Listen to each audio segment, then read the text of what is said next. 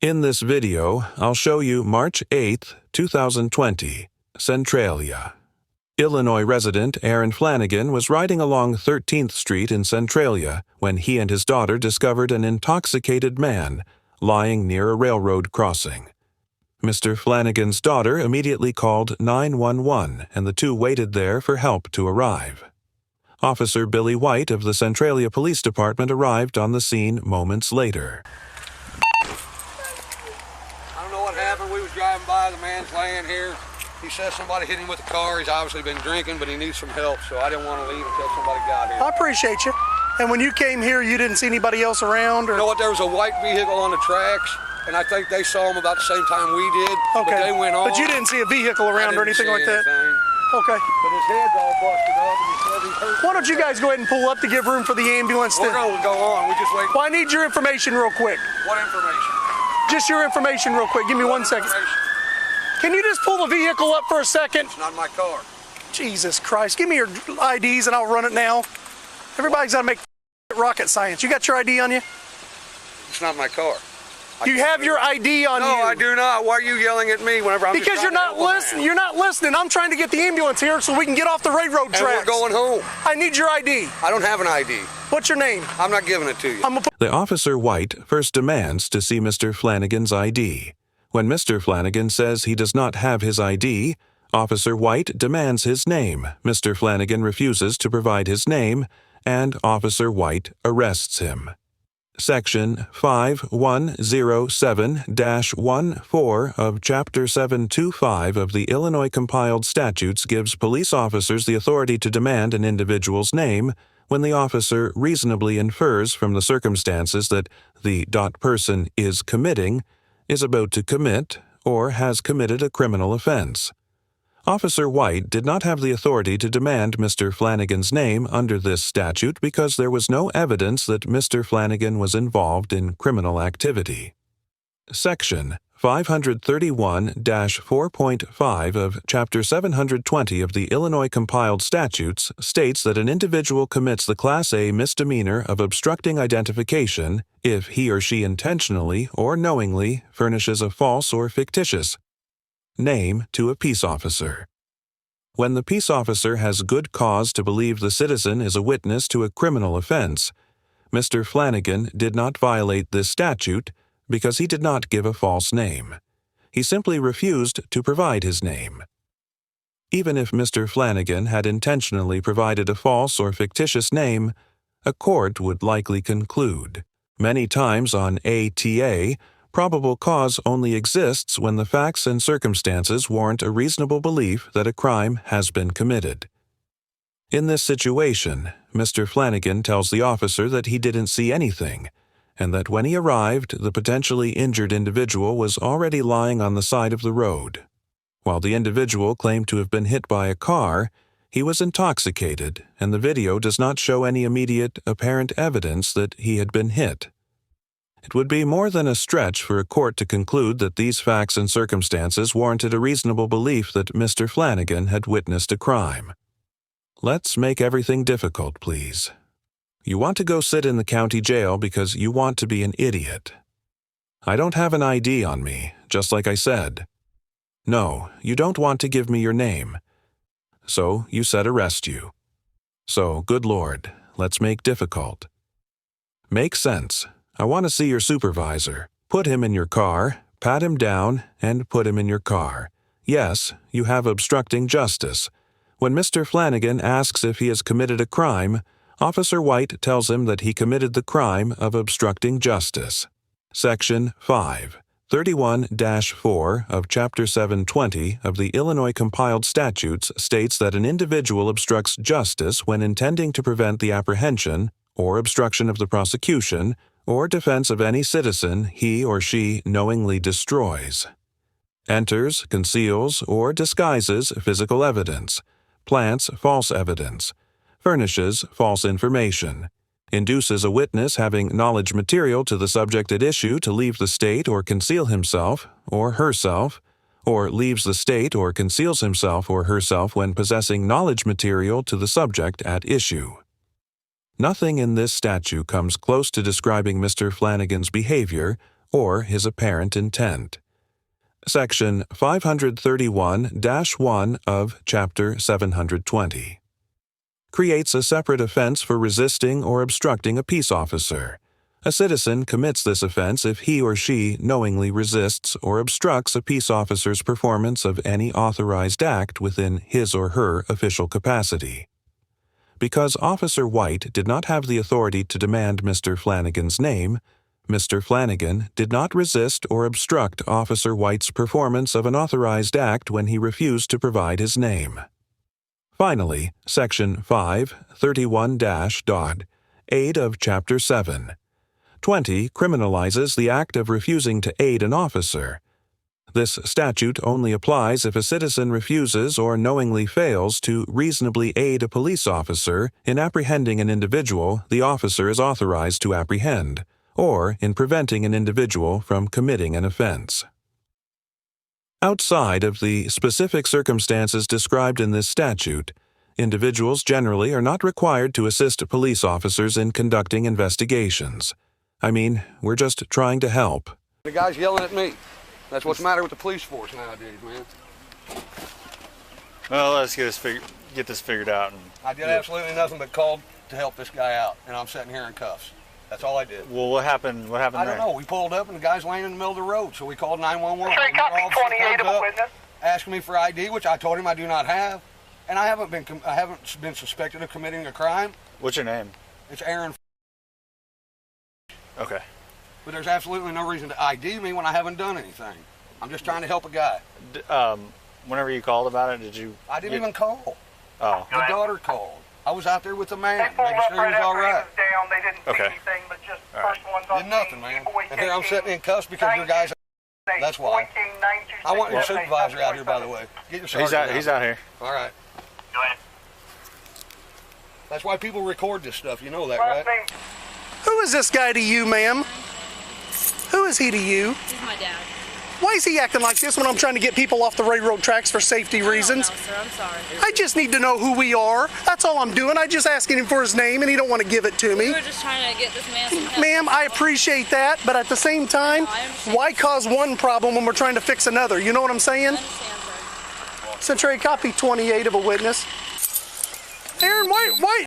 Aaron, listen, if you want to see I'll send you to the county jail. I'm asking for your cooperation here. For what?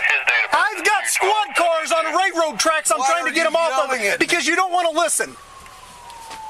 I'm asking for your cooperation and you don't want to give it to me. You know what my cooperation was? Calling and getting this man some help.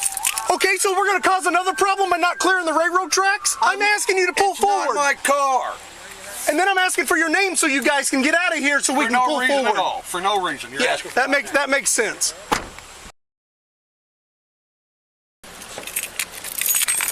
Hit your unlocks on your car.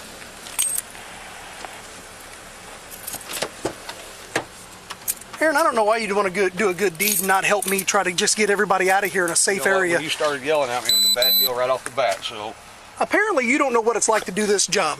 I don't want to. I get that, but But I'm trying to make it safe for everybody showing up here, so we're not on railroad You tracks need and to get the stuff. chip off your shoulder, pal. There's no reason to be rude. Oh no, listen, time can kill somebody. You understand that? I'm not mad. Why are you? Time can. I'm not mad. Why you keep yelling at me then? Time. I'm not yelling. Not right now. Time can kill somebody. The matter of seconds can kill somebody. I There's have a no train. idea what happened to him, no more than you do. I understand know. that. I'm trying to get people off the railroad tracks. And I'm trying to go home. I just stopped to help the then guy. just help me get to the I end don't of owe the. you anything. I don't know what your problem is. My problem is Guess what? I'm clear, right? I've lived here my entire life. I want your name, your card. It's Billy White. My badge number's 429. Because there'll be a complaint filed. I guarantee you. You know what? If you're going to file a complaint, we'll just charge you. Stay. Officer White admits that he is only charging Mr. Flanagan because he intends to file a complaint against him. When a police officer arrests a citizen for exercising his First Amendment freedom of speech rather than because the individual actually committed a crime, it is called a retaliatory arrest. The First Amendment prohibits government officials, like police officers, from retaliating against citizens for exercising their First Amendment rights. However, the Constitution itself does not provide any recourse for an individual who has their rights violated by a government official. The Civil Rights Act of 1871 is a federal statute found in Section 1983 of Title 42 of the United States Code.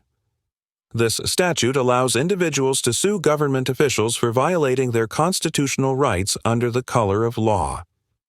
A government official acts under the color of law when they act in their official capacity, such as when a police officer arrests a citizen. In the 2019 case of Neves v. Bartlett, the U.S. Supreme Court ruled that to succeed in a 1983 claim, the arrested individual must not only prove that they were arrested in retaliation for protected speech, but also that the officer did not have probable cause for the arrest. While it is often challenging for an individual who sues a police officer for a retaliatory arrest to prove that the arrest was indirect retaliation for exercising a protected right, in this situation, Officer White admits multiple times that he is only arresting Mr. Flanagan because he is filing a complaint. Likewise, as we discussed earlier in this episode, Officer White did not have probable cause to arrest Mr. Flanagan because he had not committed any crimes. Under these circumstances, Mr. Flanagan should have a strong case for a Section 1983 claim. We'll give you something. We'll give you something to file a complaint on.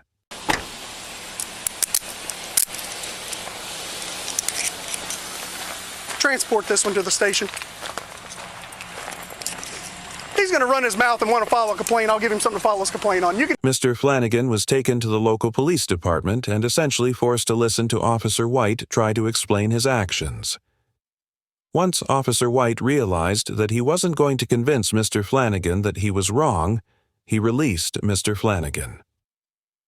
A few days after the encounter, Mr. Flanagan made a public records request for the body camera footage, which prompted Centralia Police Chief Greg Dodson to email the other city leaders informing them that he was going to release a statement with the video and warning them that they would likely endure criticism from the, quote, keyboard warriors. The following day, it was announced that Officer White would be suspended for 5 days and lose his field training officer status, along with being required to attend additional training for sensitivity and anger management. On December 10, 2020, Mr. Flanagan filed a Pro Se Section 1983 lawsuit against Officer White, Chief Dodson, and the City of Centralia. The lawsuit is still ongoing. Overall, Officer White and the Centralia Police Department get an F for failing to employ any measure of de-escalation, forcing Mr. Flanagan to identify himself when he had committed no crimes, and effectuating a retaliatory arrest in the absence of criminal activity. This is yet another example of an officer who set aside the legality of the situation because his ego was fractured. Officer White blatantly conducted an illegal arrest, and all of the officers involved allowed it to happen. Nothing Officer White did was truly in the interest of safety, and this interaction could have ended with the citizen getting a potentially injured man the help he needed and moving on. The misconception that officers have to identify everyone they come into contact with is rampant among the ranks of law enforcement, and the fact that Officer White was serving as a training officer is a clear indicator of why this is such a prevalent issue. Many of the other officers who responded to this interaction were likely trained by Officer White and were probably operating under the very same misconceptions. The department's response was far from adequate, especially considering that this is not the first time Officer White's reckless behavior has ended up in the headlines. In November of 2018, Officer White crashed his patrol vehicle into an unsuspecting student at a local high school while investigating a possible bomb threat. You can find a link to that encounter in the description below. Once again, department is setting the precedent that officers who commit blatant acts of misconduct will be allowed to continue serving on the force, and this pattern of departments refusing to hold their officers accountable has to end. Mr. Flanagan gets an A+ for maintaining a respectable balance between asserting his rights and complying with the officer's commands, not allowing Officer White to intimidate him, and for following up this interaction with the proper legal action. At no point did Mr. Flanagan commit any crimes, and he was well within his rights to refuse to identify himself.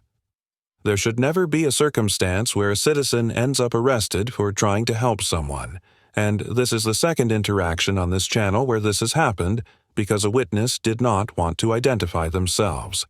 Mr. Flanagan's arrest was nothing short of retaliatory, and I have no doubt that he will fare well in the courtroom even without representation. I commend Mr. Flanagan for having the courage and conviction to stand up for his rights and file a lawsuit. Be sure to give your support to the Southern Illinois Public Observer for sharing this story. Thank you very much for watching the video. Subscribe our channel for next video.